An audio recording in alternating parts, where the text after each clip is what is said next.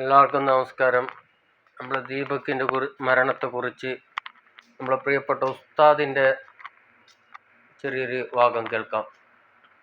Okay, ഉസ്താദ് അതിൽ വളരെ കറക്റ്റായി പറയുന്നുണ്ട്. അതൊന്നെല്ലാവരും ഒന്ന് കേട്ടുന്നു.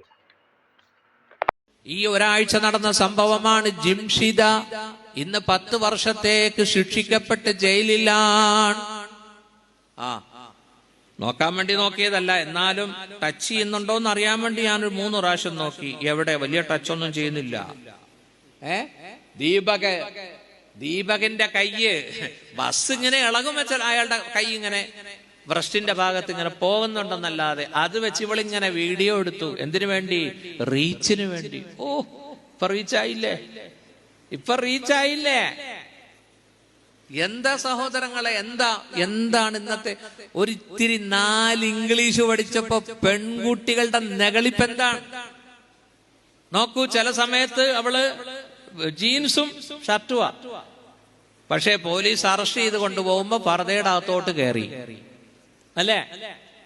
എന്താ ഹബീബിങ്ങളെ ഇതൊക്കെ? കല്യാണത്തിന് ജീൻസ്, മരണ വീട്ടിൽ ഫർദ. ഇന്നിപ്പം ഫർദക്ക് സ്ഥാനം മരിച്ച വീട്ടിൽ മാത്രം. അവിടെ എത്തിയില്ലേ? നോക്കൂ, സൺഡേ കല്യാണം, നിക്കാഹ്. അതിനു മുമ്പ് ഫ്രൈഡേ, സാറ്റർഡേ എന്താ നടക്കുന്നത്? മഞ്ഞ കല്യാണവും പച്ച കല്യാണവും. ലക്ഷങ്ങൾ പൊടിപൊടിക്കുകയാ, ലക്ഷങ്ങൾ. ഈയിടെ നിക്കാഹ് നടത്തിയ ഉസ്താദിന് എന്ത് കൊടുക്കണമെന്ന് പെണ്ണിന്റെ വാപ്പ അടുത്തിരുന്ന ആളോട് ചർച്ച ചെയ്യുക, അളിയനോട്. അളിയൻ പറഞ്ഞു 500. പെണ്ണിന്റെ വാപ്പ 1000 കൊടുക്കാനിരുന്നതാ. അളിയന്റെ വാക്ക് കേട്ടിട്ട് 500. മനസ്സിലായില്ലേ? ദയവ് ചെയ്ത് ചാലിയത്തുള്ള മോമിനികളോട് എനിക്ക് പറയാനുള്ളത്, നിങ്ങളുടെ പൊന്നു മക്കളുടെ നിക്കാഹ് നടത്തി കൊടുക്കുന്ന ഉസ്താദിന് ഒരു അൽഫൈനി. നരേന്ദ്രമോദി നിരോധിച്ച നോട്ടില്ലേ, റോസ് കളർ നോട്ട്, അള്ളാഹു അത് തിരിച്ചു കൊണ്ടുവരണേ അല്ലാ. ആമീൻ പറഞ്ഞില്ല അല്ലേ?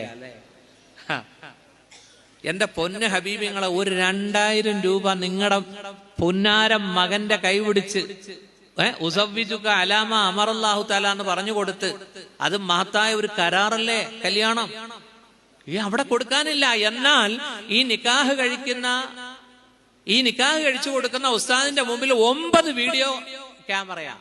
ഞാൻ ഈയിടെ പെണ്ണിന്റെ ബാപ്പാട്ട ചോദിച്ചു, അല്ല ഇതിനൊക്കെ വാടക? അതൊക്കെ ഫ്രീയാ.